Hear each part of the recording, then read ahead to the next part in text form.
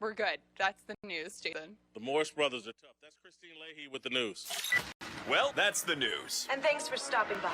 The Herd Lie News. Valentine's Day is here. Surprise her with roses from 1-800-Flowers and set the mood for a great weekend. Let me also add, you can surprise him with flowers as well. Do you guys like flowers? Why not? Order 1 dozen assorted roses plus a vase for just $29.99 or double it for only $10 more. Go to 1-800-Flowers.com, click on the microphone, and enter HERD. Don't go anywhere. Jack McCallum from Sports Illustrated is going to join us next. We're going to talk about the top 50 players in NBA history. I'm Jason Whitlock. You're in the You're not done. We're not. You're we're not not done. at the break. You I gotta thought keep talking to me. we're going to be joined by Jack McCallum right now. Jack is a good friend of mine. Has connections to Ball State. Or double it for only $10 more. Go to 1-800-Flowers.com, click on the microphone, and enter HERD. Don't go anywhere. Jack McCallum from Sports Illustrated is going to join us next. We're going to talk about the top right now. And as well you should be, but I brought you on to talk about your list, but also were you influenced by analytics or did you go with what your eyes told you? Well, I'm not a sabermetric guy. I can't do win shares and all. Now, did I look at 9,000 points, rebounds, assists, championships won, all that kind of thing, defensive team? Yeah, I did. But I didn't get into, I wasn't able to plug. The only computer going on was the old one rattling around in my head. So let me start here where I disagree with you, Jack, and I'm wondering, I want to say this on behalf of Larry Bird. I don't get everybody putting LeBron James ahead of Larry Bird. I don't think he's earned that yet. Well, I guess, who knows? One is, what, they have Larry 7 and LeBron 5, I guess? Yes. Yeah. I guess I just thought, here's what I thought about those, and I did compare those too. I didn't compare every single. I obviously thought about that. Obviously, I love Larry. That was my era. They were my guys, Larry, Michael, Magic. Nobody would know my name if it weren't for those guys. I guess I thought over the course of his career that LeBron has had so much more on his shoulders, so much more. Oh, my God, really? The load to bear, without, Kevin McHale, DJ, Inge Parrish. I guess that's probably at the end of the day why I thought that. I don't not like every time I would say something like that. It's nothing against Larry Bird. It's something for LeBron. That would be my answer to that. I'm gonna throw you a curveball, but I think you can handle it. And so, and you can pass on this if you want. But we just had Tony Dungy make it into the NFL Hall of Fame, and Peter King argued, I thought persuasively, part of the reason why Tony Dungy belonged in the Hall of Fame is because he was a pioneer and a trailblazer for black coaches.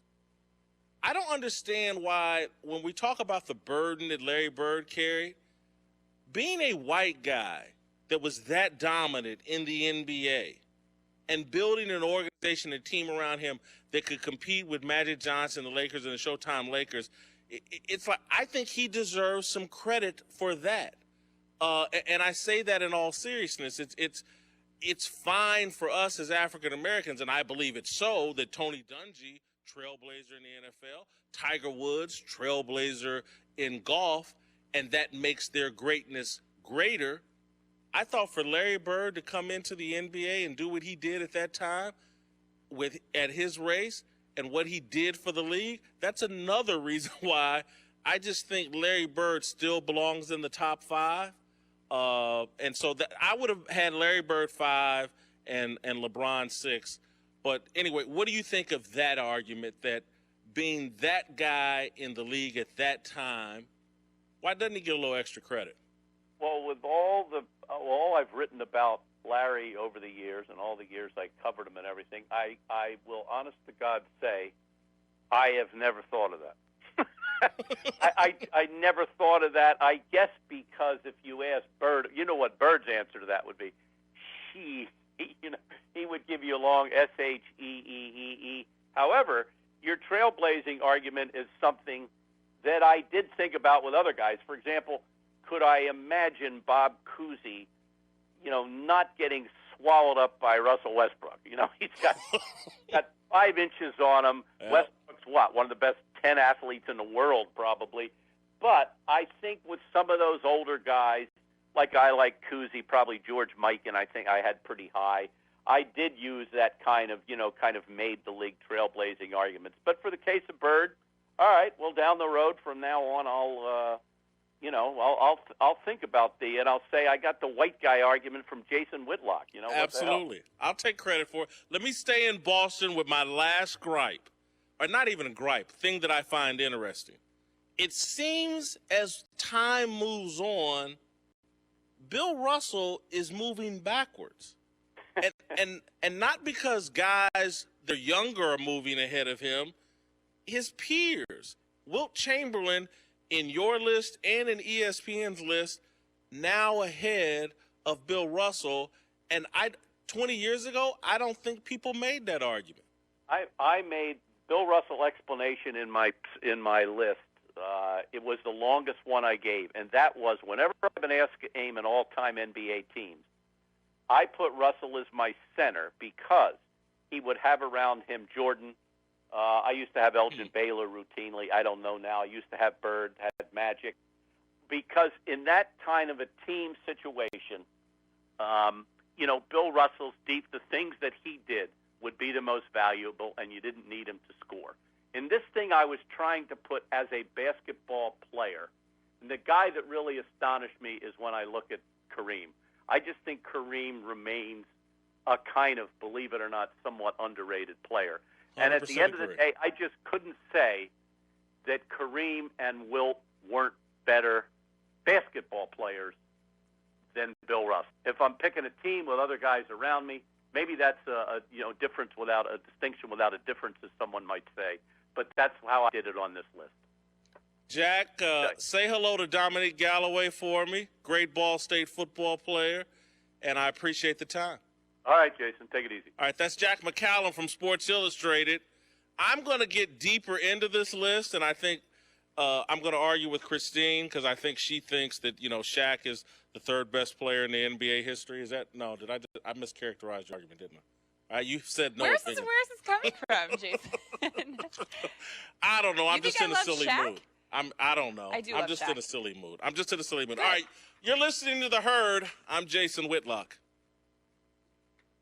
Man, I am glad I'm not in management. Meeting after meeting after meeting. I walk by meetings and I get hives. But the once or twice or 3 times a year I've got to be in meetings, make them fast, make them work for you. How about make them work online? You can do that with GoToMeeting. It makes it easy to meet with your team or others, and you don't have to be there. With GoToMeeting, you can meet from any computer, tablet, or smartphone. No travel expenses, no hassle, no hives. You can join by clicking a link. No sign-ups, no speed bumps. Turn on your webcam and HD quality. It's like being in the room. GoToMeeting.com. Share the screens to present, to get feedback in real time. Everybody sees what you're seeing, so everybody in the meeting, your team, can get on the same page and get going. Sign up now. GoToMeeting. Free for 30 days. Nothing to lose. Visit GoToMeeting.com, click the Try It Free button, do it now, and have your first meeting up and running in minutes. That's GoToMeeting.com for your free 30-day trial. This is an announcement for all people who want to take a risk-free challenge to whiten their teeth in 5 minutes. By calling now, you can whiten your teeth in 5 minutes using clinically proven power swabs. This risk-free challenge is for people whose smile has been yellowed by coffee, tea, red wine, or smoking. The Power Swabs 5-minute challenge is available by responding to this advertisement. If lines are busy, try again.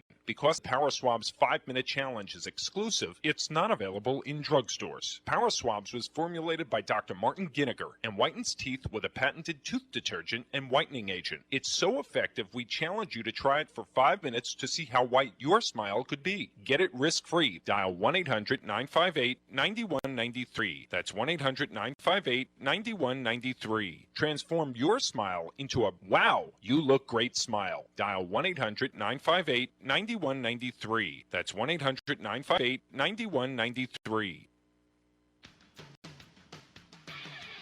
Sports Radio 1350 WOIK honors the Shipley Energy Student Athlete of the Week. This week's Shipley Energy Boys Student Athlete of the Week is Eli Brooks from Spring Grove Basketball. Brooks led all scorers to 25 points in Spring Grove's 61-44 win over Hanover in Friday's YAIAA tournament quarterfinals. He also finished with 10 rebounds and a near full-court shot to end the third quarter. And this week's Shipley Energy Girls Student Athlete of the Week is China Steele from William Penn Basketball. Steele dropped 25 points, including 12 in the fourth quarter, to help William Penn beat Dallastown 52-47 on Tuesday night. The win clinched the last YAIAA tournament bid for William Penn. Get your home ready for fall and winter and sign up for the Shipley Energy Protection Plan. For more information, visit shipleyenergy.com. Need the perfect gift this Valentine's Day? There's only one answer, and it's All About Brownies, America's favorite gourmet brownies. All About Brownies is the official brownie of the York Revolution. Try the decadent gourmet port wine brownie ganache, packaged with beautiful red and white ribbon for the perfect Valentine's gift, with a personalized message from you to your loved one. They'll ship anywhere in the continental U.S. in time for Valentine's Day. Call 717-741-2452 or pick up your Valentine's Gourmet Brownie at Central Market and Eastern Market. Visit their website at allaboutbrownies.com. You hear a lot about CPAP masks these days, but here's something you don't hear much about. Over half of the people who wear a CPAP mask for sleep stop wearing it within a year. How's that working for you? Dr. Gordon Bell would like you to hear this. York Dental Sleep Therapy has dental options that can help many of those people. If you or someone you live with is struggling with sleep apnea, visit yorksleep.com and see how Dr. Gordon Bell can help return your home to peaceful nights of deep, restful sleep. If you're groggy during the workday, if you wake up feeling exhausted, if you would like to get your nighttime sleep patterns back to a healthy state, get a confirmation from your doctor, then meet with Dr. Bell at his office on West Market Street in Hallam. He'll evaluate your symptoms and discuss which treatments would best suit your situation. Dr. Bell can restore restful sleep and get you feeling better day and night. York Dental Sleep Therapy. Call 316-1299 or visit yorksleep.com to learn more. Pain doesn't take Sunday off. Neither do we. We're open weekdays 8 to 8 and weekends 9 to 6. Just walk into WellSpan Urgent Orthopedics, 2319 South George Street in York, across from the Apple Hill Health Campus. Visit wellspan.org/urgent orthopedics today. It's gonna be another epic year of high school hoops, and Sports Radio 1350 is ready for tip-off. Tune in every week for the high school basketball game of the week, presented by WellSpan Sports Medicine. Plus, go to WOIK1350.com for a full breakdown of the teams and the players of the York Adams League. The high school basketball game of the week, presented by WellSpan Sports Medicine. Catch all the action all season on Sports Radio 1350, online at WOIK1350.com, or download the WOIK mobile apps. We're everywhere. Listen on the go with the WOIK mobile apps. Download today at WOIK1350.com. Broadcasting live from Los Angeles. It's a wonderful thing. And we're back to the herd It is time to come clean with my audience. with Colin Cowherd. Welcome back to the herd. Jason Whitlock sitting in for Colin Cowherd. Colin will be back tomorrow. He has promised us via Twitter. Stay tuned. Jim Jackson, former NBA star, will be in studio with us, as will Jim Fossil, the former head coach of the New York Giants, took a team to the Super Bowl. He had some interesting things to say about Cam Newton's shoes for the Super Bowl. And Keyshawn Johnson, throw me the damn football. Well, we're going to throw him a microphone, and he'll be here to talk about Megatron and what T.O. and whatever else we can think of, Cam Newton. But right now, I want to go back to this NBA discussion and my problem with where we are with all these top. We love to do this in the NBA. This is like the number one thing to do. We do it more in the NBA than in the NFL or Major League Baseball. We rank who we think the top players are. And one of my issues with this is that everything is analytics driven. and I'm just not an analytics guy. I'm more like the new Tampa Bay Buccaneers head coach, Dirk Cutter. He doesn't like analytics either.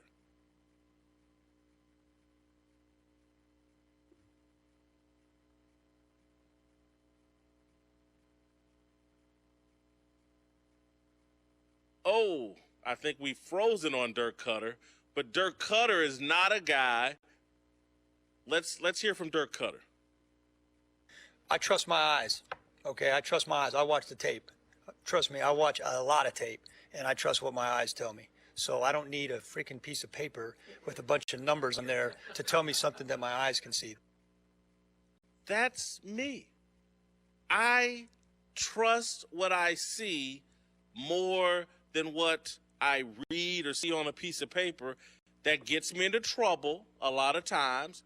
And it got me into trouble just this past Sunday because if I had trusted the numbers of what number one ranked defenses do in the Super Bowl, I would have made money, or I would have saved money because I would have just stayed away from the game.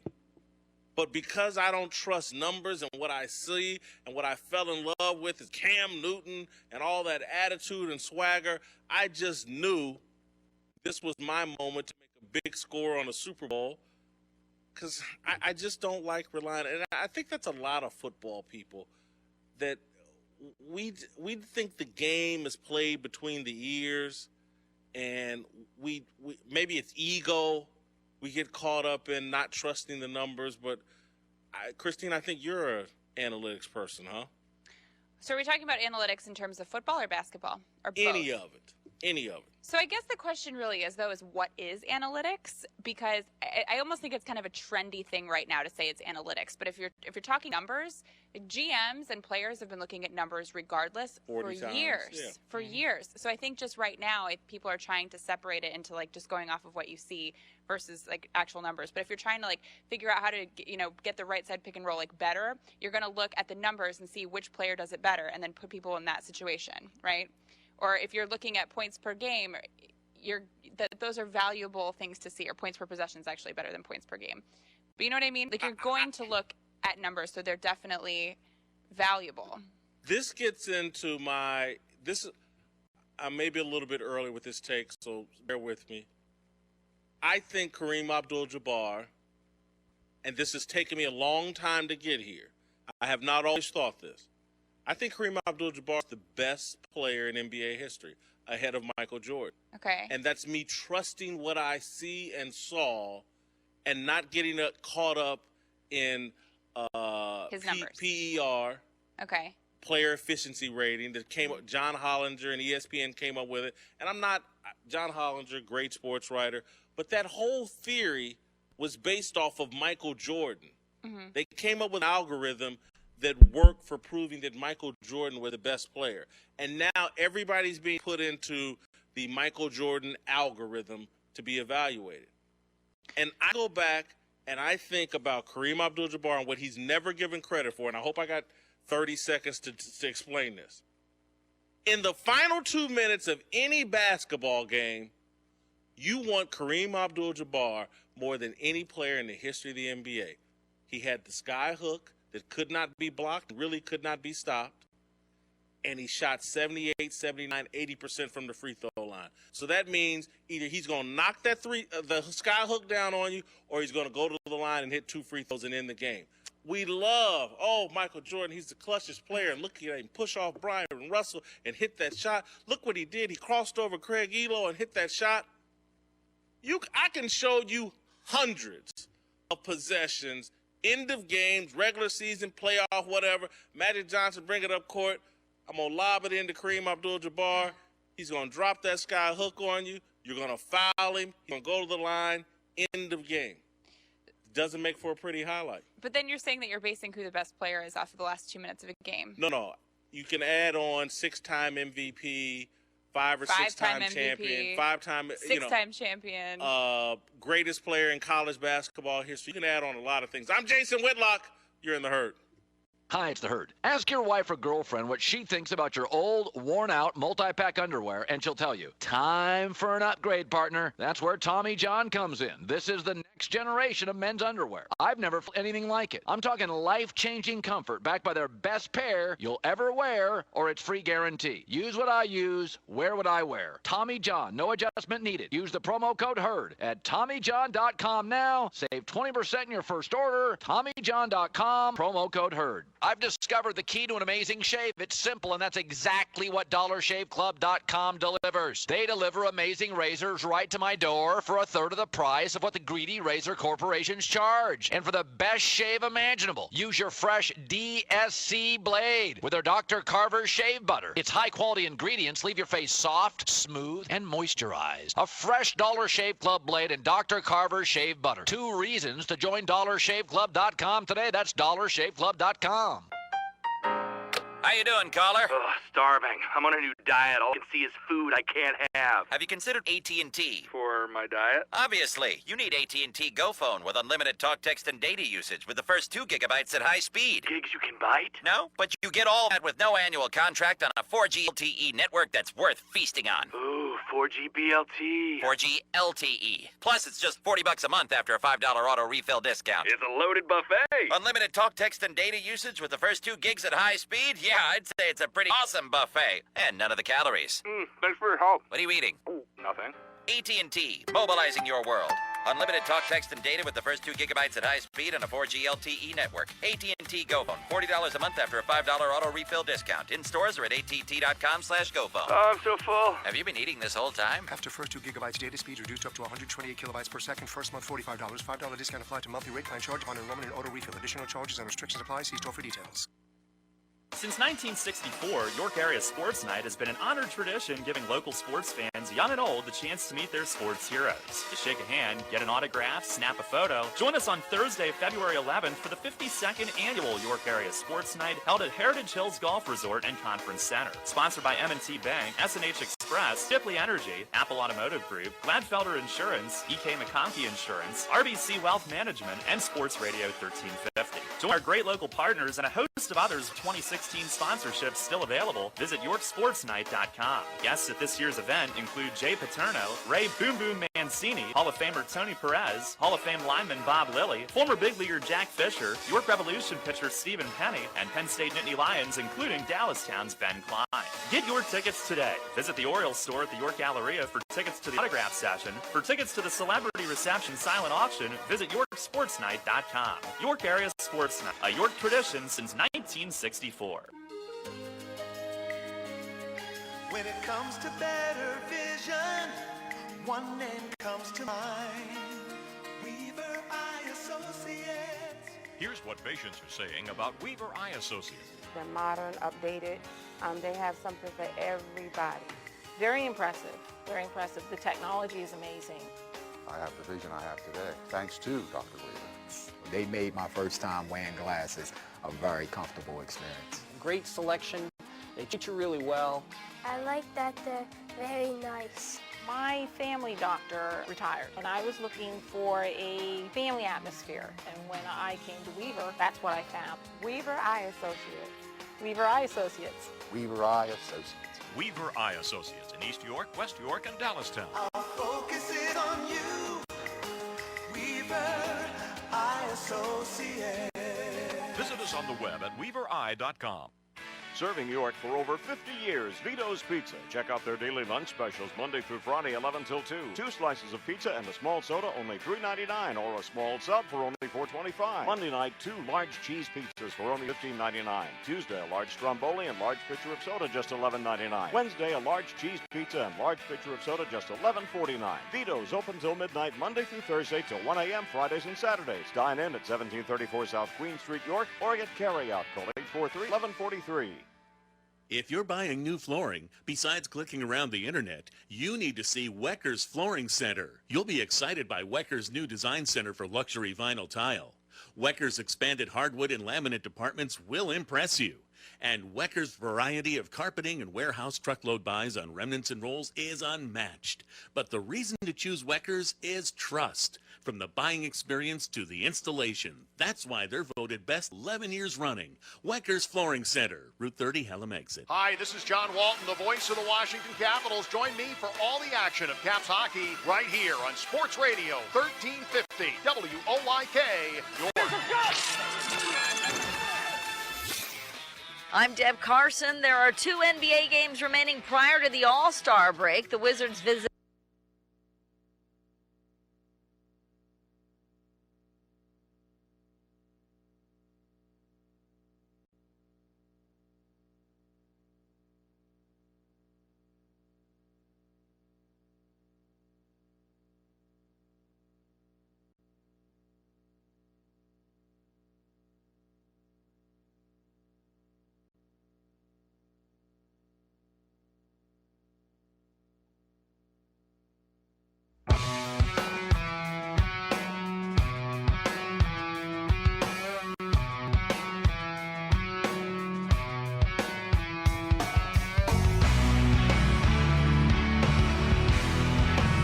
Broadcasting live from WOYK's downtown York studios, this is York's local sports show. Talking local sports on York's local sports station.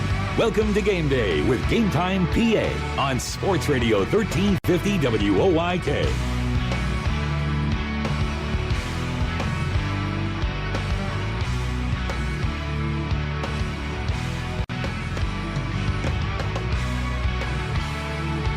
Hello and welcome. Game Day with GameTime PA here on Sports Radio 1350 WOYK. I'm Teddy Feinberg, joined by Zach Miller to my right and Christian Arnold to my left. That is if you're watching our live stream production, which is 4 to 5 p.m. every single Thursday. We actually will not be on the radio tonight. We're typically on the radio from 6 to 7, but they have to make up some basketball action. Oh, I think you probably tweeted out that we were on the radio. A website exclusive. I did tweet out that we were on the radio. I thought you may have, but it's fine. Like 15 minutes ago. It's fine. Hopefully people are watching the live stream. So yeah, we're here. We're here every single week. Like I said, 4 to 5 on the live stream, typically 6 to 7 on WOYK 1350, talking local high school sports. Gentlemen, I guess I will start out just by asking how you're doing, and Zach, I'll start with you. I'm doing pretty good. You know, we're getting into that exciting time of the winter season with the playoffs. Wrestling playoffs still a week or so away, so that'll really, I get really pumped up about that. So, but I get a little break here while the state dual meet tournament's wrapping up with no York Adam teams. I get a little chance to breathe, so it's all good. Yeah, there is a little bit. It's interesting because you're so used, at least in my seat, you're so used to like 50 games going on at night. And actually, you don't really get that now. It's just like you get like 2 to 3 marquee games. Right, but they're all really good matchups and they're exciting. I like it better that way. Christian? Oh, I'm good. I'm great. Get my first taste of playoff basketball action out here, and I've been loving every second of it. Yeah, so no, complain. it is pretty cool.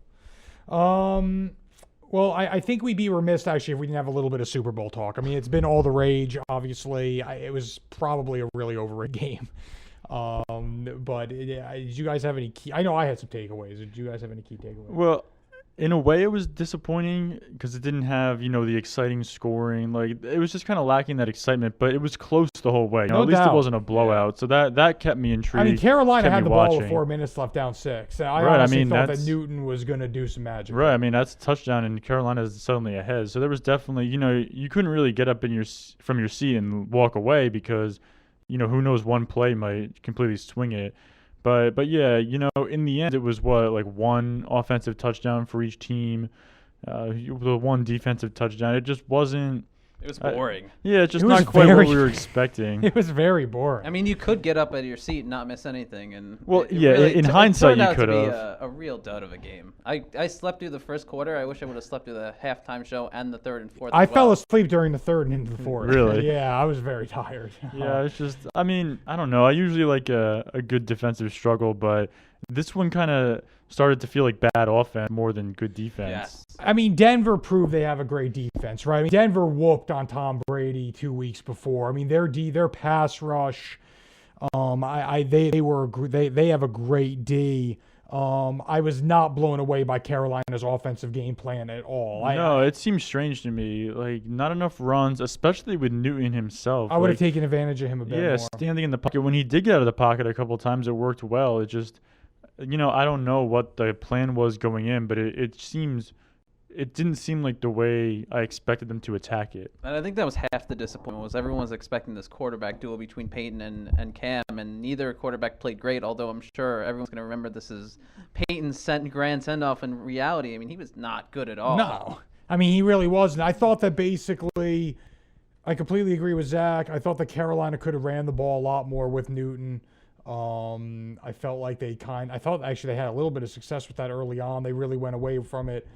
And Kotchery was in the middle of a couple crazy plays. Specifically, there was obviously the one ball that it looked like a catch, and they ruled it incomplete. Yeah, I was just going to ask you guys if you have any idea what a catch is. Well, the next play, I'm not quite sure. The next play, Miller stripped Kotchery, or Miller stripped Newton. Right. And they got a touchdown. So that was interesting too. Miller played a great game. He was a no doubt MVP. You knew that like third quarter. Oh, this guy's going to win the MVP. That was mine. Yeah, their defense was great. Yeah, and that's a crazy draft too. You see, Newton was the first pick in that draft. Miller was the second, and then you go down the list. There were some other pretty good names in there. I think like Julio Jones. It's an unbelievable draft. Really, yeah. Even like the sixth round, like Tyrod Taylor came off the board in the sixth round. Like he's a starting NFL quarterback. Yeah, I mean, you usually, if you look at a top 10 or 15 of a draft, you'll definitely recognize a few guys. If you really know your stuff, you'll recognize some more, but you won't necessarily recognize every name. I mean, just like the first 4 rounds, like okay. Yeah, okay, all these guys are playing in the NFL. Yeah, I recognize all these names. Back to local sports. Obviously, here we are going to be talking about a myriad of issues. We are going to preview the YAIAA basketball tournament semifinals and the boys tomorrow. The girls take the court. Red Lion and Central York take the court in the championship Friday night at 7. So we're obviously going to preview those games. We're also going to look at the District 3 basketball bracket. We are going to touch on some sports culture related issues, specifically parents coaching their kids. Christian's been working on a story tirelessly on that. We continue to divulge into that topic, so we'll touch on that in segment 3. Of course, there's high school wrestling talk. There's a lot to get to, but as always, we also pick our game balls, our top performers from the past week, and I guess I'm curious if you guys have any standouts you can pull out for me. I have a couple. I spent almost the entirety of last week at various team wrestling tournaments. 2 names really stood out, and it's funny, they both did the same thing, which is something I've never seen before. Both of these guys, Nathan Young from Spring Grove and Logan Luckenbaugh from Bermudian Springs, both 220-pounders. I saw them in consecutive days, both of them, get a pin in double overtime.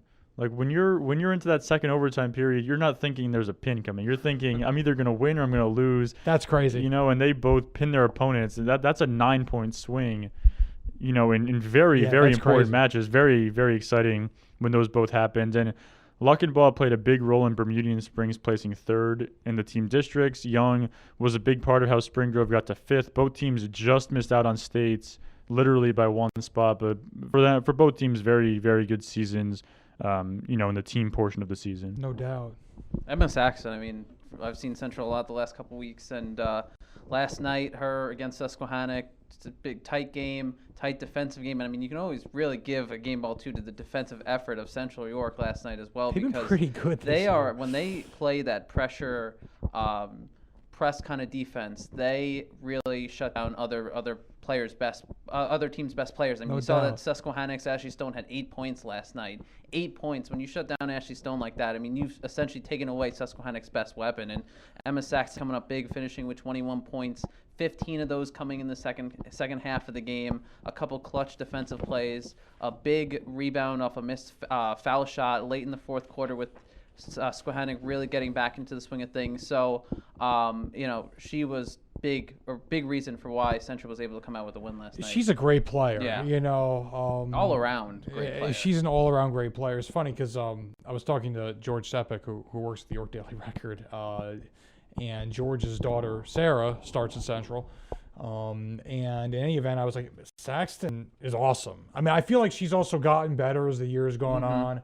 I'm a big believer in that longevity in sports. I feel like the good players really, they make moves as the season moves along. They find their rhythm. I feel like she also, it seemed like, really was clutch down the stretch for that game. Yes. It seemed like that she really picked her game up even as the game went on. And that's kind of why, I mean, the game was tight tight, and Susquehannock was winning up until midway in the second quarter. Because maybe everyone wasn't as cohesive as they would have liked in the first couple minutes, first quarter and a half of that game. It was a very sluggish game. There were a lot of turnovers, a lot of bad passes. Right. And then once Central really put on the pressure, they really forced Susquehanna to make a lot more bad passes, and the turnovers on their side kind of started to dwindle a bit. And on Sepik, too, you mentioned Sarah Sepik. She's a great three-point shooter. Long-range shooter. Yes, absolutely. She's got a great three-point shot. There's a couple players on the team who have great three-point shots as well. So, I mean, that team is arguably one of the best all-around teams we have in the league. It'll be interesting to see what happens when they play Red Lion for the girls' championship. Those two teams played twice this year. They split. I do believe Red Lion is the better team. We'll get into that more later, but it'll just be an interesting game. Again, that game is Friday at 7 p.m. at York College. I am actually going with Saxton as well. I took Emma. She scored 22 points last week. She finished with 21 yesterday, leading her team to big wins. Again, she's really had a great season across the board. She's gotten better as the years go. I think that we all knew she probably was the team's top player going into the year. But she definitely left no doubt. On the boys' side, I'm going to give a shout-out to Brogan Nicholas. Eastern York is playing in the semifinals tomorrow. Last week, he scored 20 in their 59-46 win over York Catholic. In the opening round, he went 9 of 10 from the line. Eastern York's really had a solid year in high school basketball. They put together a really strong second half of the season. And Nicholas is obviously a huge reason why. He's their go-to scorer. He has been the last 2 years. He's averaged over 20 points per game the last 2 seasons. He's a great player, so I'm going to give him my game ball as well. In terms of our winners, again, you can vote on our Athlete of the Week poll every single week. Polls open at 6 a.m. Sunday morning. They close 5 p.m. Monday evening. The winners this week on the boys' side of things, we had Eli Brooks. Of the 635 votes, he actually had 60% of the votes. He led all scorers with 25 points in Spring Grove 61-44 win over Hanover in Friday's YAIAA tournament game. That was the opening round. Spring Grove plays in tomorrow's semifinal as well. Again, we'll touch base on that next segment. Also, China Steel won on the girls' side of things. Again, our YAIA Girls Athlete of the Week poll. William Penn obviously really had a great year. They beat Dallastown to get into the YAIAA tournament. I know Susquehannock beat them in the opening round, but China Steel scored 25 points in their opening round win. They are also going to be a District 3 team, so they've been a postseason team this year, which has been a real pleasant surprise for that program. They've had a real good year. And they hope to continue that with District 3 right around the corner. I also want to announce a correction from last week. I said Kate Bayhoff won Athlete of the Week. She had pneumonia. She scored 40. I may as well have had pneumonia. I was wrong in that statement. I had my head in the clouds. That performance was so unbelievable. I think I just assumed she won. Julia Sutton actually won Dallastown basketball. She scored 21 points. She knocked down 6 fourth-quarter free throws in Dallastown's 46-40 win over Reading. My deepest condolences to the Sutton family, including David, who honestly emailed me, I think, 5 minutes after I made that announcement last week. So my apologies to them and Julia. We obviously want to get that right every single week. So, hey, there you go. Julia Sutton won last week. There you go. Semifinals, by the way, tonight. Semifinals tonight. Thank you, Christian. Another correction. Thank you, Christian. Way to go, Teddy. I am on top of it. Boys semifinals tonight. Girls championship tomorrow. It's Thursday. Friday. Saturday is the boys championship. We'll get into all those games next on Game Day with GameTime PA. You are watching our live stream on GameTime PA Radio. Tuesday snow forced a postponement, but the York Adams boys basketball semifinals will heat things up Thursday at 5:30, presented by WellSpan Sports Medicine. I'm Ron Ruman, and I'll have the action as Northeastern and Spring Grove meet in the opener. With just 3 losses between them, these teams are ranked 3rd and 4th in District 3 Quad A. The nightcap features Division I champ and D3 top seed Central against Eastern, which lost to Central by 20 in December, but has won 16 of 17 since. Boys playoff hoops Thursday at 5:30 on Sports Radio 1350 WOYK. People's Bank is happy to announce that you can now find our name in an exciting new place. The home of the York Revolution is now People's Bank Park. People's Bank has been serving York County for more than 150 years, committed to making it a great place to live, work, and play. That commitment continues at People's Bank Park with Revs games, concerts, events, youth sports, and more. We're proud to partner with the York Revolution, and we look forward to seeing you at People's Bank Park. People's Bank, member FDIC, equal housing lender. Since 1964, York Area Sports Night has been an honored tradition giving local sports fans, young and old, the chance to meet their sports heroes. To shake a hand, get an autograph, snap a photo. Join us on Thursday, February 11th for the 52nd annual York Area Sports Night held at Heritage Hills Golf Resort and Conference Center. Sponsored by M&T Bank, S&H Express, Shipley Energy, Apple Automotive Group, Gladfelder Insurance, EK McConkey Insurance, RBC Wealth Management, and Sports Radio 1350. Join our great local partners and a host of others with 2016 sponsorships still available. Visit YorkSportsNight.com. Guests this year's event include Jay Paterno, Ray Boom Boom Mancini, Hall of Famer Tony Perez, Hall of Fame lineman Bob Lilly, York Revolution pitcher Stephen Penny, and Penn State Nittany Lions, including Dallas Town's Ben Mine. Get your tickets today. Visit the Orioles store at the York Galleria for tickets to the autograph session. For tickets to the celebrity reception and silent auction, visit YorkSportsNight.com. York Area Sports Night, a York tradition since 1964. Welcome to today's York College Spartan Sports Scoreboard, brought to you by OSS Health. The Spartan basketball teams returned home on Wednesday night to host St. Mary's after playing their previous 3 games on the road. The women picked up a 54-48 win, improving to 17-5 in the season, and clinching home court in the opening round of the conference playoffs. Beth Wisely scored 10 to lead the Spartans. Sam Ruse ripped down 13 rebounds, and Debria Hendricks notched 4 steals. The men got 23 from Matt Scamacco and 22 from Dalton Myers, but fell 82-72, taking a split with the Seahawks in the season series. The Spartans remain home to host Christopher Newport on Saturday at the Grumbacher Center. The women tip off at 1, with the men following at 3. We'll have the broadcast on WOYK beginning at 12:45. That's your Spartan Sports Scoreboard, brought to you by OSS Health. Orthopedic experience you can trust. Visit online at osshealth.com.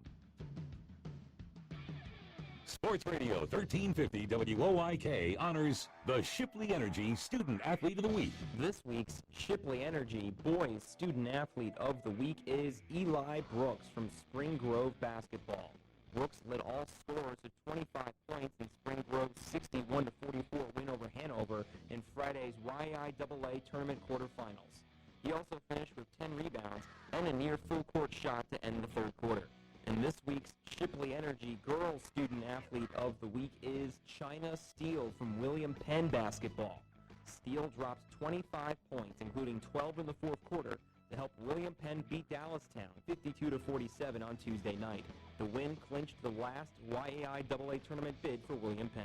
Get your home ready for fall and winter and sign up for the Shipley Energy Protection Plan. For more information, visit ShipleyEnergy.com. At Northwestern Mutual, we take a disciplined and balanced approach to financial planning. Together, we'll help build your financial future on time-tested principles, not market trends, so you can take advantage of life's opportunities. To learn more, contact me, Dan McGarry, at my office on the square in York. Look for the blue awnings. Who's helping you build your financial future? The Northwestern Mutual Life Insurance Company, Milwaukee, Wisconsin. Hi, I'm Red Lion Boys basketball coach Steve Schmale. You're listening to Sports Radio 1350 WOYK, first in York, first in sports.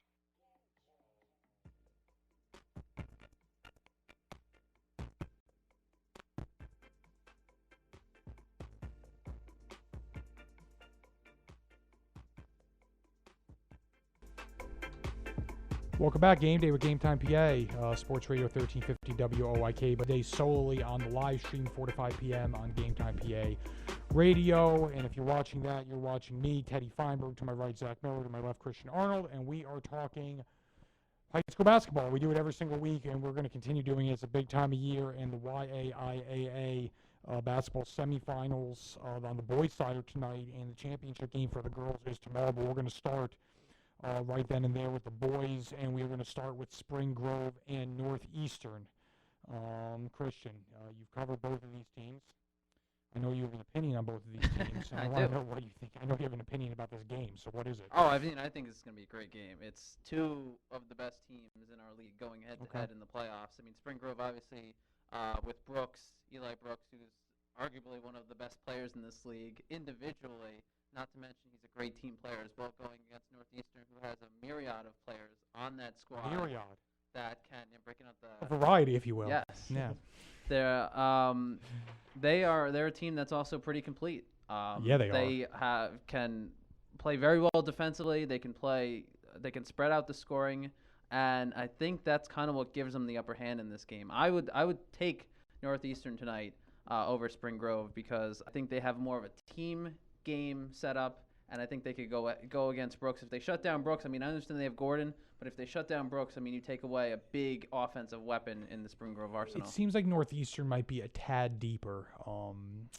I mean, they're good. Yeah, they've just been whipping up on everybody. They really lately. have been. I think I'm kind of also just on that kick. Yeah, I mean, every time you see the score, it's like, wait, how much did they beat that team by? I mean, they're rolling. Against William Penn, beat them by like 30. I mean, Spring Grove went to overtime against William Penn earlier this year, and Northeastern just blasted them by 30 in a playoff game.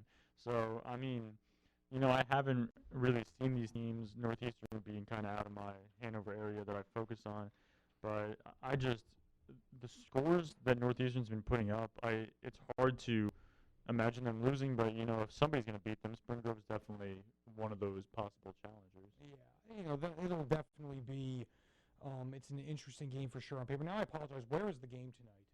Red Line. Okay, so these games are Red Line if you're a fan watching us. You're interested in going. Both of these games are at Red Line. And they start at 6 o'clock.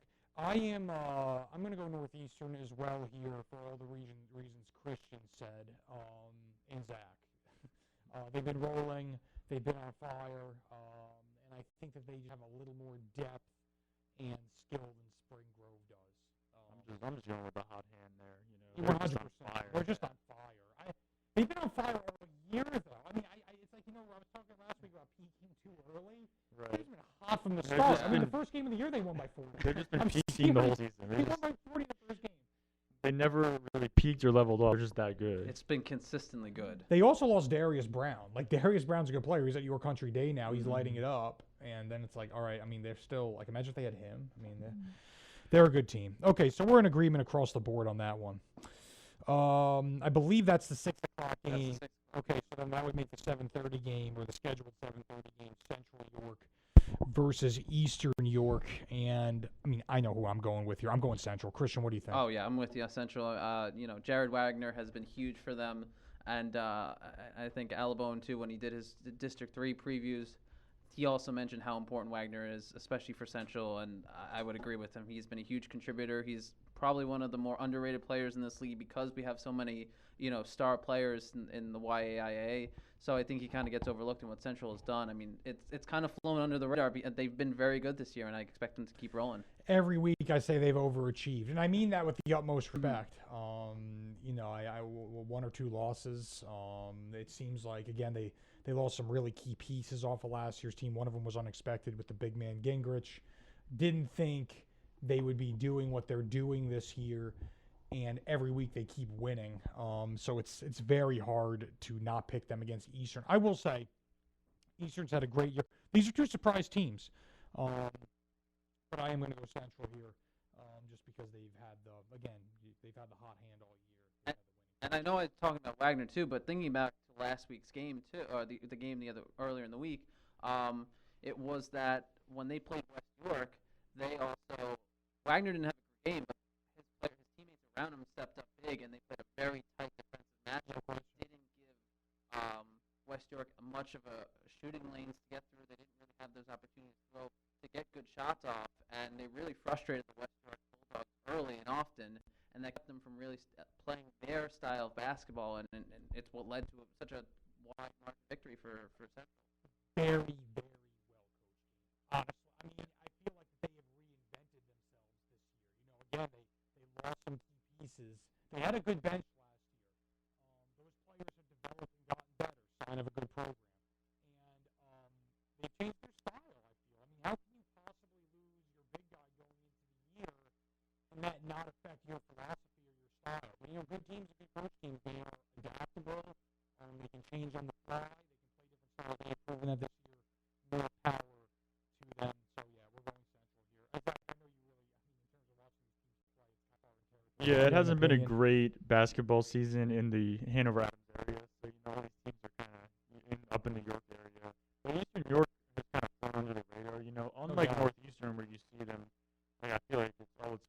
like, whoa, another big win for Northeastern. Eastern York has kept winning games kind of just under the radar. So, yeah, I'm interested to see how this one goes. Because, Eastern York heading into district play, imagine a win against Central, how big that would be going forward. And Eastern, they almost beat Northeastern. Yeah, they earlier in the did. season. Came down to like a last-second shot. That didn't fall. Super tough. Yeah, so, Eastern is not a team to be taken lightly. So it should hopefully be an entertaining game. Yeah, I'm looking forward to it for sure. Girls game, Friday night, 7 p.m. at York College. This is the YAIAA Championship. Familiar foes here. Central York Red Lion. Both teams, third matchup this year.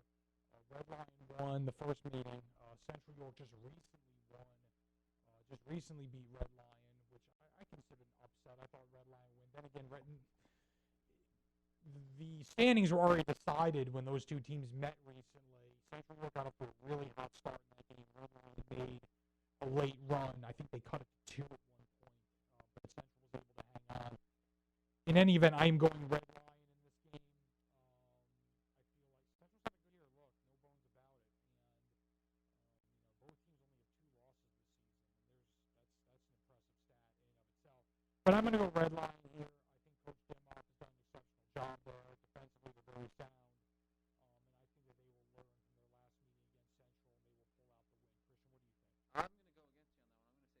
Wow, okay. I've seen Central a number of times this season. It's hard to pick against them. Yeah. They have beaten some of the best teams in this league. You saw them last night. And Susquehannock, one of the best teams in this league with 2 losses, both to Central. So, Central has found a way to beat good teams, and like we were talking about earlier, they are such a complete team that I think they have the upper hand a little bit in this matchup. I understand, coming off a loss last time, but I think that's something too. You learn from that experience and you adjust, and I think that's something that Central has shown a number of times they can do well. Yeah, I'm getting that hot hand kind of feeling from Central too. The same way as with Northeastern. I know Red Lions only lost 2 games, but they played an awfully close game against New Oxford that I was at. They kind of let the lone hang around yesterday in a game that I thought Red Lion was going to win by more. And so, I don't know. Red Lion just seems like maybe they did peak early, like that kind of team, and maybe Central is just kind of peaking now. So, I think it could go either way. But I think Central, I would not rate off Central at all. My analysis from the 30,000-foot view, and it's the definition of 30,000 feet. I think, from my understanding, Red Lion has zoned them up, zone defense, both meetings this year. Central is going to need to get some sharpshooting from deep because I understand Saxon operates, maybe more in the interior. Is that accurate? I think that's fair to say, yeah. She can get shots around the court, but she works well inside. Works well inside, mid-range game. They're playing zone for a reason. They're trying to take that away. So how do you counteract the zone you hit from deep? You force them to come out and stretch that zone defense. I think that they are going to have to kind of have the hot hand in that one. And I'll tell you right now, Saxton gets going. And you mentioned Sarah Sepik also, right? Yeah, she's and another she's a big long-range shooter, shooter. so if she gets going, break that zone down a little bit. That's what I'm saying. And Sepik, Sepik's the highlight, but they have a couple players too the other night that hit some key 3-pointers that they can spread the ball around. Their long-range shooting is pretty good. Yeah, absolutely. And, it goes up being said, the long-range shot in basketball is important. Yeah, that's the kind of game where if they're going early, you're going to be in a little bit of trouble. I just want to say, if you're giving the 30,000-foot view analysis, it never hurts to say the team will you can say that every single field. No, you're giving the 30,000-foot analysis, and you're breaking down like zones and X's and O's. Like, well, I'd like to think I know the game, and I understand. I think you're a little closer than 30,000 feet. You seem maybe 20,000. I try. Despite the fact that I am, primarily in the office editing work, I still try to stay up on these types of topics. No, you're pretty knowledgeable. Thank you, Zach. Yeah, the best thing you said about more knowledgeable than I am about these 2 teams. I gotta say. Honestly, Dimoff and Scott Wisner are listening to this story. This guy doesn't know what he is talking about. Yeah, I think you're knowledgeable because I don't know. I saw Red Lion play once. I've never seen Central, but it turns out like you really have no idea what you're talking about. That's classic. We were going to talk District 3 hoops this segment. Honestly, we're here at our break. I think that we will touch on it later in the program. That District 3 tournament, I believe preliminary rounds are this weekend. Tomorrow, yeah. New Oxford girls have a game tomorrow at home against Mechanicsburg. And I believe the Red Lion boys are playing a prelim game. I'm not sure if it's at home or away. Girls are as well. Yes, they are. Yeah. So, a few teams, it's not just that girls' league final. It's also a few teams playing district games tomorrow. No question. So, we couldn't quite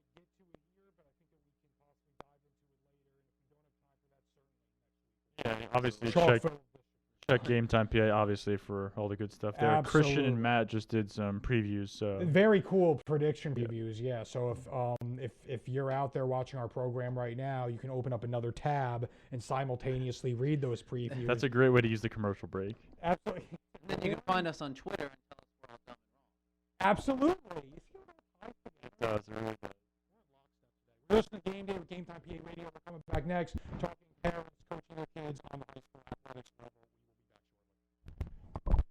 Tuesday snow forced a postponement, but the York Adams boys basketball semifinals will heat things up Thursday at 5:30, presented by WellSpan Sports Medicine. I'm Ron Ruman, and I'll have the action as Northeastern and Spring Grove meet in the opener. With just 3 losses between them, these teams are ranked 3rd and 4th in District 3 Quad A. The nightcap features Division I champ and D3 top seed Central against Eastern, which lost to Central by 20 in December, but has won 16 of 17 since. Boys playoff hoops Thursday at 5:30 on Sports Radio 1350 WOYK. Did you know that Shipley Energy can take care of all your energy needs? From heating oil and propane to providing your home with electricity and natural gas. We also provide heating and air conditioning service and installation. All of your energy needs are under one roof at Shipley Energy. To learn more, visit ShipleyEnergy.com. Call 8554-SHIPLEY and don't forget to ask about our $100 rebate. Shipley Energy. Energy for life. Security in life isn't something you just wish for. You build it with a strong financial plan. Start with Northwestern Mutual. Together, we'll design a disciplined and balanced approach to financial security, because reaching your goals is something we both want to work toward. To learn more, contact me, Dan McGarry, at my office on the Square in York. Look for the blue awnings. Who's helping you build your financial future? The Northwestern Mutual Life Insurance Company, Milwaukee, Wisconsin. Since 1964, York Area Sports Night has been an honored tradition, giving local sports fans, young and old, the chance to meet their sports heroes. To shake a hand, get an autograph, snap a photo. Join us on Thursday, February 11th for the 52nd annual York Area Sports Night held at Heritage Hills Golf Resort and Conference Center. Sponsored by M&T Bank, S&H Express, Shipley Energy, Apple Automotive Group, Gladfelder Insurance, EK McConkey Insurance, RBC Wealth Management, and Sports Radio 1350. Join our great local partners and a host of others with 2016 sponsorships still available. Visit YorkSportsNight.com. Guests at this year's event include Jay Paterno, Ray Boom Boom Mancini, Hall of Famer Tony Perez, Hall of Fame lineman Bob Lilly, York Revolution pitcher Stephen Penny, and Penn State Nittany Lions, including Dallas Town's Ben Klein. Get your tickets today. Visit the Orioles store at the York Galleria for tickets to the autograph session. For tickets to the celebrity reception and silent auction, visit YorkSportsNight.com. York Area Sports Night, a York tradition since 1964. Welcome to today's York College Spartan Sports Scoreboard, brought to you by OSS Health. The Spartan basketball teams returned home on Wednesday night to host St. Mary's after playing their previous 3 games on the road. The women picked up a 54-48 win, improving to 17-5 on the season, and clinching home court in the opening round of the conference playoffs. Beth Wisely scored 10 to lead the Spartans. Sam Ruse ripped down 13 rebounds, and Debria Hendricks notched 4 steals. The men got 23 from Matt Scamafo and 22 from Dalton Myers, but fell 82-72, taking a split with the Seahawks in the season series. The Spartans remain home to host Christopher Newport on Saturday at the Grumbacher Center. The women tip off at 1, with the men following at 3. We'll have the broadcast on WOYK beginning at 12:45. That's your Spartan Sports Scoreboard, brought to you by OSS Health. Orthopedic experience you can trust. Visit online at OSSHealth.com. Hi, I'm West York boys basketball coach Bill Ackerman. You're listening to Sports Radio 1350 WOYK. First in York, first in sports.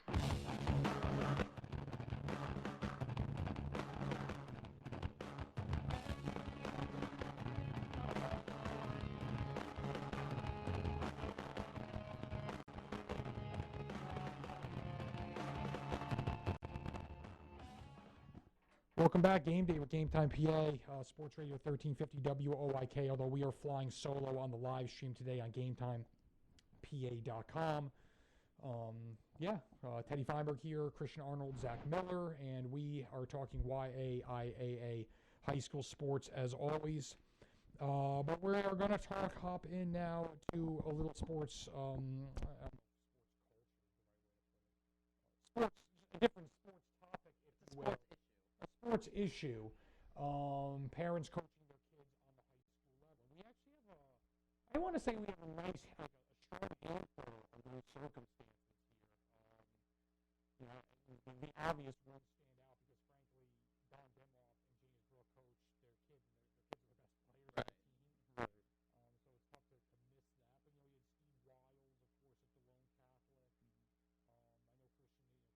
the Lone Catholic. I know Christian's working on a story, and there's a couple lacrosse families in the community that do it. But again, Christian's working on a story on this, and I know, I have certain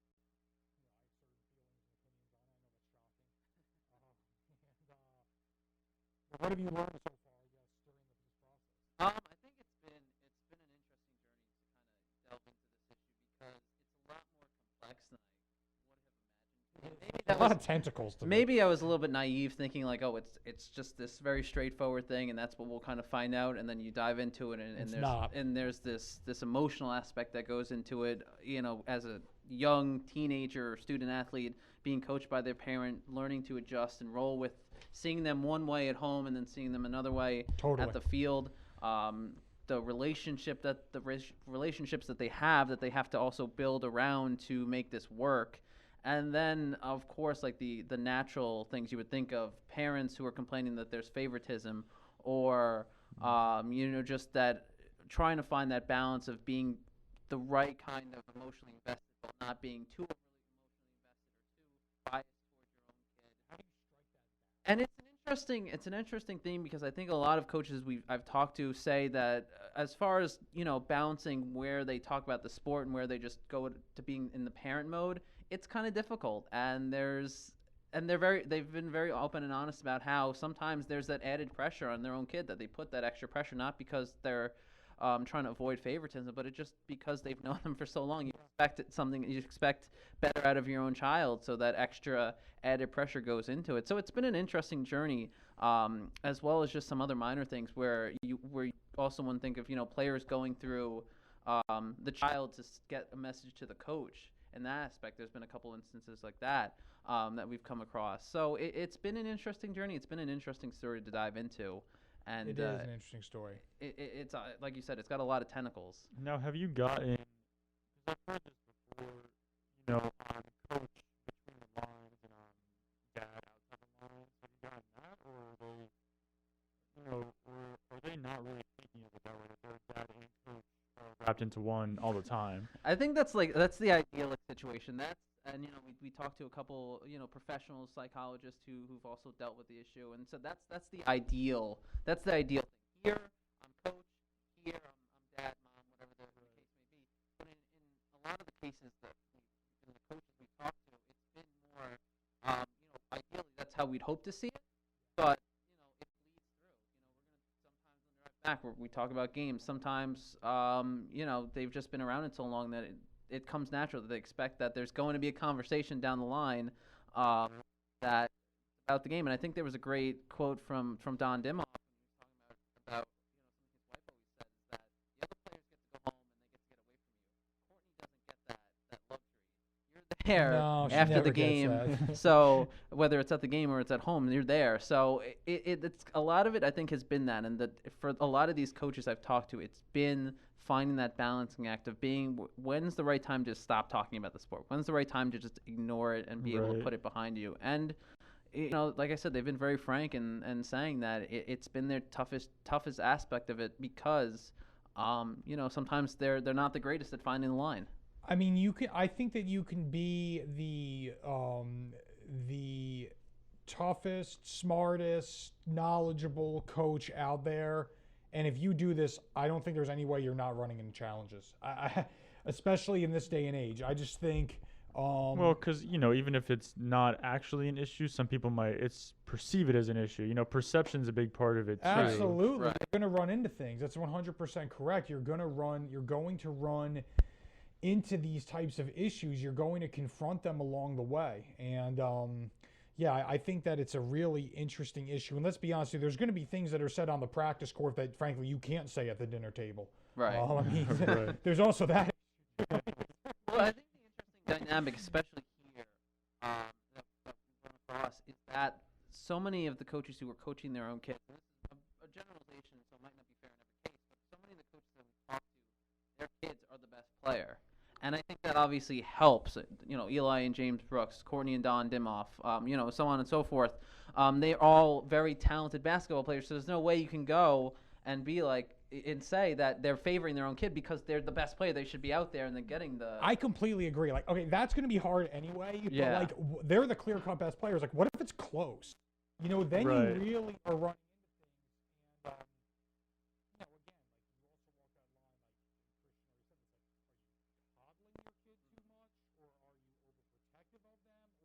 And flip side, are you overly? I think that's where the problem is. I think from a lot of the coaches we've talked to, it's been that latter part. It's been they're overly critical or put extra pressure on their own kid because they're the coach's kid. They've grown up around the game. A lot of these coaches that we've talked to have been coaching for years, even before their kids were born. So they've grown up around their father, mother, so on and so forth as the coach. So they don't really know too many things differently. So it's an interesting dynamic in that sense too. That are they also the best player because they've grown up around the game so religiously in their life almost? That's another thing. There are benefits to it. Like obviously, there's certain kids that are going to be farther along because their parent is a coach. Right. When they're shooting around in the backyard, they have that coach right there. If you see the game exactly, you learn how your parent sees the game. Like Right. if you see the game from a coach's perspective, like you're probably going to be better off. For Yeah, that. I mean, and who knows? I'm just speculating, but I imagine some kids watching a game with their dad, dad starts pointing things out that normal parents are not pointing probably out. aren't really seeing. Right, exactly. And I think that's benefited too for those teams because it's almost having like an extra coach on the court. So you have the coaches on the side, and then you just have someone who can almost reinforce that pointer or reinforce that message on the court, and it's coming from a peer instead of someone you perceive as the coach or you see as the coach. Well, you can have that even just from a really good leader who's Right, a senior true. or something. But yeah, you do get a little more because it's more than like 4 years in the making. It's years and years in the making. I mean, here's the bottom line, and I'm not a parent. I want to make that abundantly clear before I make this statement. But parents generally don't see their kids' objectives. They're usually biased with their kids. Okay, most of them that I run into, parents see their kids completely differently from the way the general world might see them. Like it's just a different ballgame. So then you take all those factors, you take that, you take the simple aspect that, again, all the coaching challenges that we talk about all the time on this program that coaches are facing in this day and age, the pressure to get W's. I'll tell you right now, like I said, there are going to be challenges, and I'll say this right now. If I was a coach right now, I would have a very open door policy with parents, but there's two things I would not talk about with parents. I wouldn't talk about playing time, and I wouldn't talk about another parent's kid. I wouldn't talk about another kid on the team. And I just think that there are, because again, there's just there's emotion in that. We know the way parents are in this day and age. It's very, Sure, a lot of that's just emotional and kind of inevitable. Right. Flesh and blood. I mean, Exactly. you kind of have that bias towards it. I have a question. I wonder if it came up. If there's ever, we've been thinking about it mostly from like, how does coach deal with kids, or maybe how does the kid deal with, if there's a situation with other teammates not getting along with the coach, or if there's something, maybe traditionally some kind of situation that the coach wouldn't be aware of. Does having, your own child in the locker room help maybe with that upward? Have you come across any of that? I haven't come across too much of that. I think it also kind of goes back to that point of that instance where players possibly going to the coach's kid to get a message to the coach. Right, That exactly. be too. And there was one coach that, like I said before, had that issue and kind of had to walk his daughter through how to navigate that and saying if you have an issue and it's a team issue that it should be brought to the coach or assistant coach or captain, not necessarily the coach's kid, because and I think this is kind of fair. It puts the kid in a bad spot, and it's a little inappropriate from a player standpoint. If it wasn't that situation, you wouldn't go to another player and have them go to the coach with a message on your behalf. You would do it yourself. So in that case, it's a hindrance, but I can imagine it maybe being a benefit once in a while if there's, maybe some kind of personal situation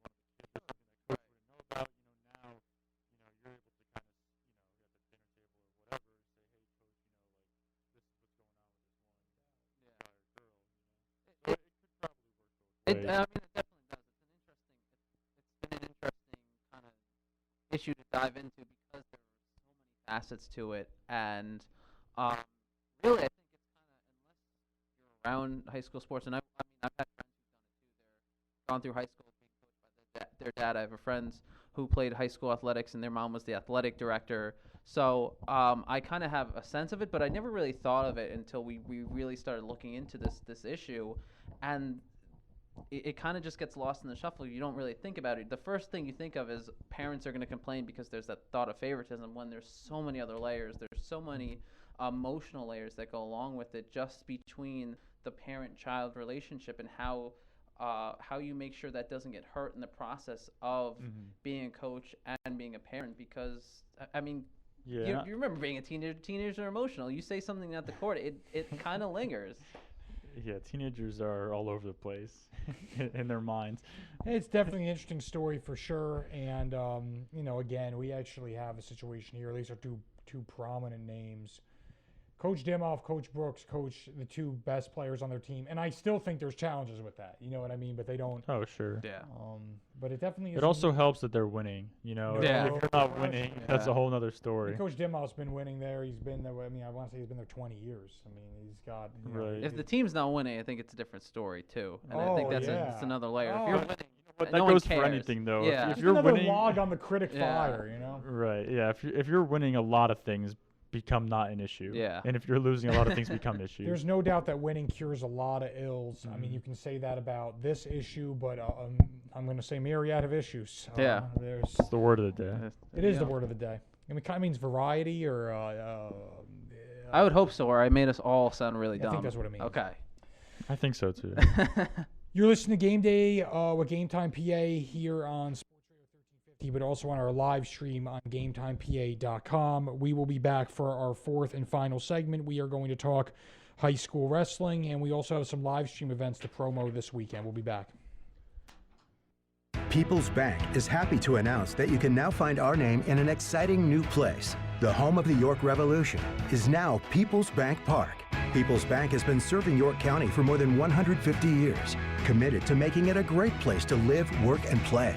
That commitment continues at People's Bank Park with Revs games, concerts, events, youth sports, and more. We're proud to partner with the York Revolution, and we look forward to seeing you at People's Bank Park. People's Bank, member FDIC, equal housing lender. Payne doesn't take Sunday off. Neither do we. We're open weekdays 8 to 8 and weekends 9 to 6. Just walk into WellSpan Urgent Orthopedics, 2319 South George Street in York, across from the Apple Hill Health Campus. Visit wellspan.org/urgent orthopedics today.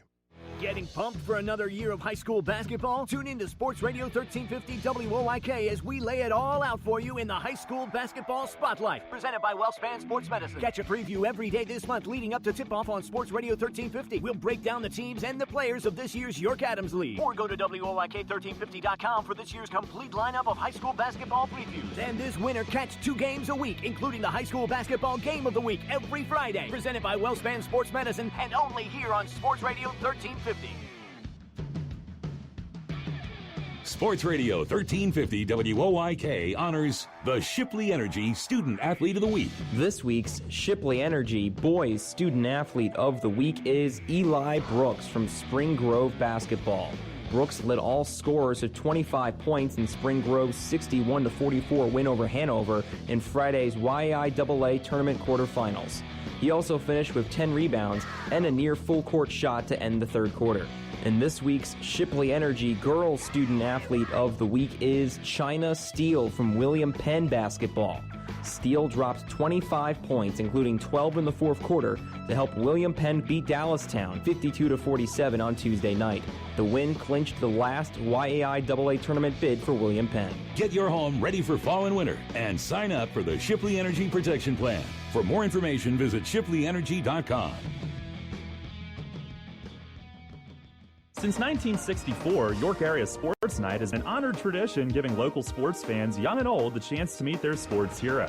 To shake a hand, get an autograph, snap a photo, join us on Thursday, February 11th for the 52nd Annual York Area Sports Night held at Heritage Hills Golf Resort and Conference Center. Sponsored by M&T Bank, S&H Express, Shipley Energy, Apple Automotive Group, Gladfelder Insurance, EK McConkey Insurance, RBC Wealth Management, and Sports Radio 1350. Join our great local partners and a host of others with 2016 sponsorships still available. Visit YorkSportsNight.com. Guests at this year's event include Jay Paterno, Ray Boom Boom Mancini, Hall of Famer Tony Perez, Hall of Fame lineman Bob Lilly, York Revolution pitcher Stephen Penny, and State Nittany Lions, including Dallastown's Ben Klein. Get your tickets today. Visit the Orioles store at the York Galleria for tickets to the autograph session. For tickets to the celebrity reception and silent auction, visit YorkSportsNight.com. York Area Sports Night, a York tradition since 1964. Hi, I'm York High Boys basketball coach Troy Sowers. You're listening to Sports Radio 1350 WOYK. First in York, first in sports.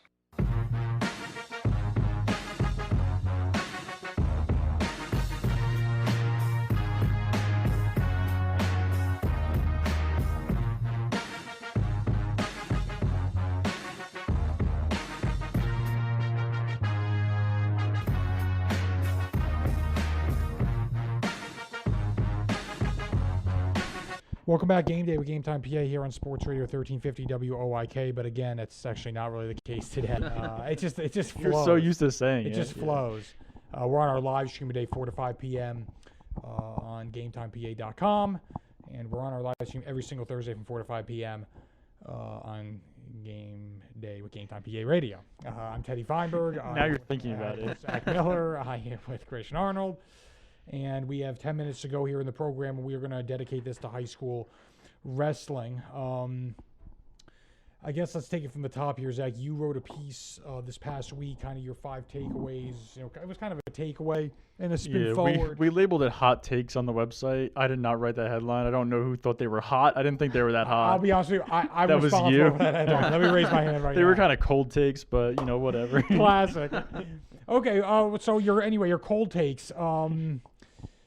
I guess we'll just take it from here. I mean, you started discussing kind of the diocese ruling with the lone Catholic and how that could be a concern for them. Yeah, so obviously we talked about this a lot on this show, and I did, you know, a big story on when J.P. McCaskey out of Lancaster purposely sent out 2 girls against DeLone to get forfeits and win a dual meet earlier this year. You were talking about a wheeze move. Yeah, it was kind of controversial. But when I talked to Frank Sneeringer, DeLone's coach at the time, what he was always more concerned about with that rule was that one of his kids was going to kind of run into a girl in a tournament, the way the bracket broke down, and then they'd have to forfeit and be out of the tournament. And that actually happened at the New Oxford tournament a couple weeks ago. Andrew Knobloch, who's the 106-pounder, in the wrestlebacks, he ended up against a girl, and that was it. That was the end of his tournament. Obviously, not a huge deal because it was just a tournament, or, you know, a regular season tournament. But, you know, it has the potential to happen at sectionals this weekend, you know, and I'm sure he always makes the effort to get his kid on the opposite side of a bracket from a girl to hopefully avoid that situation. But the way those wrestleback brackets are, they get all, crazy. Twisted up, and you never know who's going to get matched really up against an interesting who. wrinkle to consider in postseason play. Yeah, and it really just, you know, it would just be really unfortunate to see it end that way. And it wouldn't be an issue of sportsmanship because it wouldn't be intentional on anybody's part, you know, the way J.P. McCaskey's was. But, you know, it would just be, like, kind of too bad, you know, if a kid gets robbed of a chance to go to districts because of that. So, you know, we can only hope that doesn't happen. But certainly if it did, that would add more fuel to the fire because there's a lot of people that aren't thrilled about that diocese rule, even within DeLone Catholic. I don't want to say any names. I don't want to get anyone in trouble, but I know there's some people who are not a fan of that rule pretty much for this exact reason that I touch on. It clearly hurts the team and the individuals. You know, it's just kind of not fair. Yeah, it's definitely an interesting, I guess, subplot, if you will. I mean, it's been an interesting subplot, really, you know, the last couple of years, but it's really with postseason play here, it adds a whole nother dimension. You never know if this is going to be the year that it happens.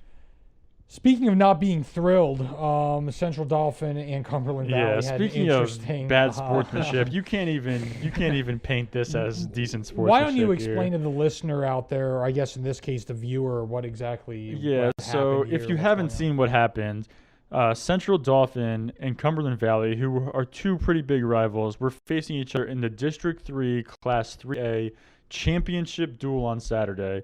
Obviously, a lot at stake, but you have to kind of keep in mind, too, as much as there was at stake for the district championship, both these teams were going to states. It wasn't like somebody's season was going to end. It wasn't like anything like that was going to happen. Not that that would really have made any of this okay, but I just want to lay out what the setting was. And then here's what happened. So Central Dauphin is up 22-16 with 4 matches left. When Cumberland Valley's top-ranked wrestler comes out, and they're wrestling, and Cumberland Valley's kid slams Central Dauphin's kid, which is an illegal move. 1 point to Central Dauphin, or Central Dauphin's wrestler on that one. Central Dauphin essentially decides to take him out. They're saying he might have a concussion, that kind of thing. They're sending him to concussion protocol. It's a little bit debatable, whether or not that was legitimate or not, because some people were saying Central Dauphin's coaches were telling him to stay down. They were trying to get the 6 points out of it instead of what was most likely going to be a loss to a top-ranked wrestler. They end up getting injury default because it's an illegal move. It's 6 points to Central Dauphin. They're up 28-16 now with 3 matches left. Cumberland Valley wins by decision. Cumberland Valley wins by decision again. It's now 28-22 heading into the last match when Cumberland Valley's kid gets poked in the eye. 1 point to the Cumberland Valley kid for essentially an accidental illegal move. Cumberland Valley then pulls that wrestler out, says he can't continue, even though he was clearly going to be able to continue. They say he can't continue. They get the 6 points for the injury default on that one. They end up winning by criteria because, it was tied at that point. Just, the whole thing, too, with taking him out after the eye poke is the Cumberland Valley coaches are now like gesturing towards the fans. Central Dauphin's coach is trying to charge at them. Just a bad scene. It ended with no medal ceremony. Just a great high school sports atmosphere. I mean, that's just, very and WWE of them. And the thing is, what's kind of sad about it is this wasn't the kid's decision. It's not the kid, I can't continue. This is the coaches just trying to get extra points.